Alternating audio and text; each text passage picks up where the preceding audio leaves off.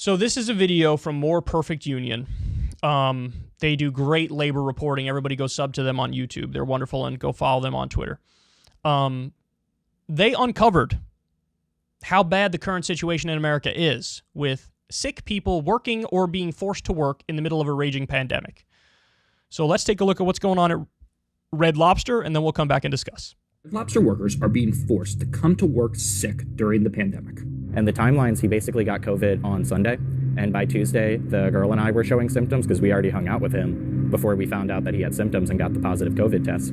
So then we went to tell management, like, hey, I'm not coming in for my weekend shifts because, I've got the same symptoms as the roommate that has COVID. And they tried to fight us a lot with that. When I had to take off for getting COVID, I just didn't get paid anything. I was just off the clock. We don't get sick pay. If we don't work, we don't get paid. I know the coworkers who get in contact with a confirmed COVID-19 family member would still come to work. We live paycheck to paycheck. We can't sit at home without pay. Red Lobster is one of the largest restaurant chains in the U.S., with about 50,000 employees across nearly 700 restaurants.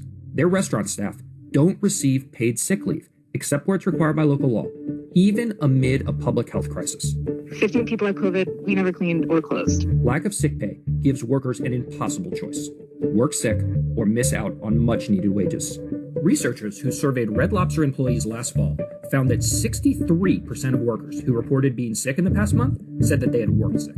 About 2/3 of workers who had an illness reported working sick. The option to take time off and not get paid is not really on the table for those workers. Daniel Schneider helps oversee the Shift Project, which has surveyed over 90,000 service sector workers at large companies. The pandemic really focused our attention on the importance of real access to paid sick leave. Red Lobster's provision of paid sick leave, according to their workers, really falls short relative to even the low rates of paid sick leave provision in the sector. So overall in the food service sector, about 30% of workers have access to paid sick leave. It's just about 12% for Red Lobster workers. In some cases, Red Lobster workers said their manager demanded they work, despite knowing they were sick. Managers let employees work sick and don't send them home. Managers also won't let an employee call in sick. They insist they come in unless they find a replacement. And a lot of these have to do with the broader business practices of firms like Red Lobster, running a really low staffing model where workers are really dependent on getting hours from their managers. And so what we see there is that a large share of workers told us that they worked sick because they were responsible for finding someone to cover their shift and they couldn't find someone to cover their shift. Or that they didn't want to let their coworkers down because staffing was so low, if they don't show up,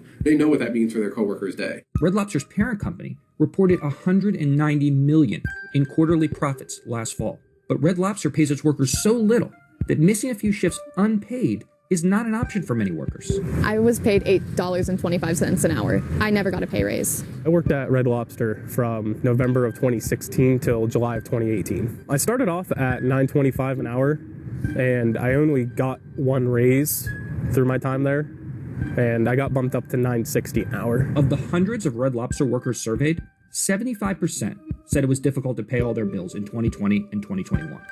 18% reported going hungry. They felt like, they were getting overworked, underpaid, and it just seems like we were just almost like another number to them, At the start of the pandemic, huge restaurant chains like Olive Garden began to offer paid sick leave after myself and other reporters started publishing horror stories from their employees about working sick. But Red Lobster hasn't shifted. We don't have a national paid sick leave law. Every other developed country has it. Shit. Probably most developing countries have it. But we don't have a paid sick leave law in this country. Over 60% of Red Lobster workers were working sick in the middle of a raging pandemic.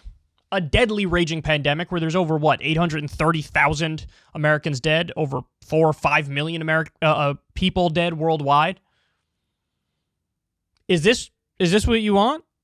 You want workers with COVID handling your food? Is that what you want?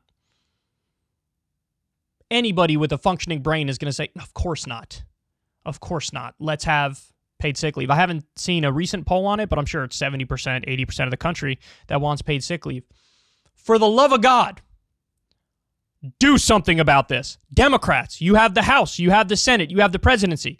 Even just propose a bill through regular order on paid sick leave and then do a full court press and shame everybody who doesn't vote for it and just see what happens.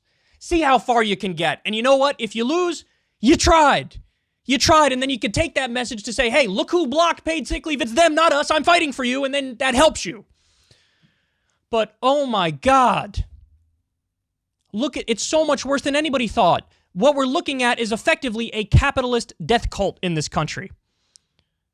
Now, I'm not pro lockdown. I don't think that's a good idea. We tried some semblance of it, even though it was one with 1,000 loopholes at the beginning of the pandemic. I don't think the outcomes were great. But having said that, everything else should be on the table and should be implemented. So for the love of God, vaccine or test policy for the entire country. You absolutely have to do that. Now, of course, they don't have enough tests. They should have done the Defense Production Act to increase how many tests there are. They should have done the Defense Production Act to increase the number of therapeutics and medicines for COVID, like the monoclonal antibodies and every other treatment that's used. But you absolutely, positively, 100%, without a doubt, have to do things like a paid sick leave law, great overtime pay, stronger labor rules and regulations. You can't just feed people to the wolves. And that's exactly what's going on here. And these people, they don't want to let their fellow workers down who then have to cover their shift and they can't handle that workload. So they go in. They also, you saw, 18% are going hungry, struggled with not having enough food. We have people who are working full-time jobs and not making enough money to survive. What kind of psychopathic shit is this? We like to think, oh, we're so much more evolved from previous times, like feudal times or whatever. Are we really? When the minimum wage is not a living wage, which means that we effectively have wage slavery in this country, is that really that much more evolved? I don't think it is. We're in the middle of a pandemic, 2 years deep in it, over 800,000 Americans dead, and they didn't improve our healthcare system at all. We have a vicious, price gouging, for-profit healthcare system and health insurance system and pharma system, and nobody nationalized any of those industries. Biden didn't even do a public option in the middle of a pandemic. Well, I guess healthcare is on the back burner as an issue in the middle of a pandemic. They couldn't even get negotiating for lower drug prices through. This is a completely corrupt and broken and backward system.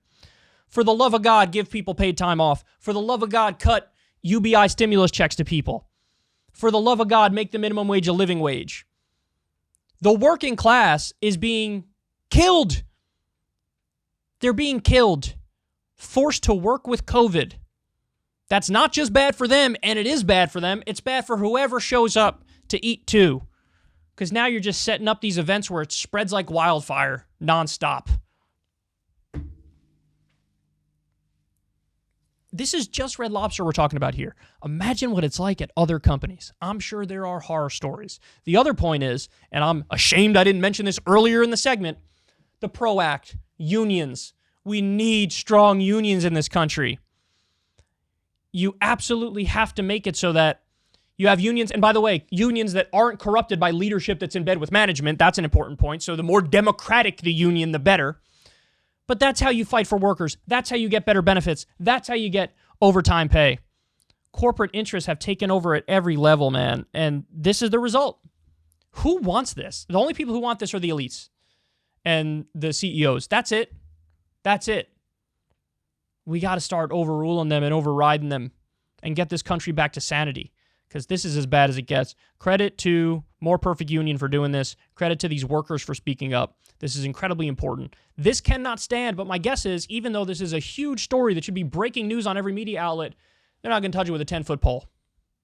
So look, share this far and wide. I don't care if it's my segment you share or if it's shit. Go to More Perfect Union and just share their segment, like their segment, send it around as much as possible. Stuff like this has to go viral. We have to raise awareness about this stuff, and we have to apply pressure, because how can we continue at this pace doing what we're doing here? This literally is capitalist death cult stuff, and I don't even think that's controversial to say. Hey y'all, do me a favor and like and subscribe. It helps out big time in the algorithm. Click the bell as well for notifications when videos drop, and watch that video on screen right now. You know you want to.